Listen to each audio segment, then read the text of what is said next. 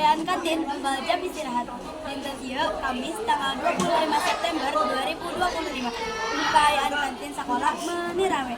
Siswa-siswi loba anu meser kadaharan seperti gorengan, batagor, jeung es krim. Harga kadang-kadang oge masih bisa kajangkau murid-murid di dieu. Lumayan murah serta kebersihan kantin oge dijaga. Sanajan kitu, sababaraha kursi jeung meja anu sangkila kotor saenggeus dipake ku murid, ku kituna padagang dibersihan deui nuju bersih. Siswa-siswi sangat leuwih disiplin pikeun kebersihan di oke, nambahan sababaraha minu aya. Jadi siswa-siswi teman-teman kitu we. Kantin sekolah ayeuna jadi tempat anu teu ngan saukur pikeun dahar unggul, tapi oge pikeun tempat anu bisa ditepang sareng babaturan. Warta anu biasa ku simkuring kasanggakeun wilujeng tepang deui dina warta anu salajengna.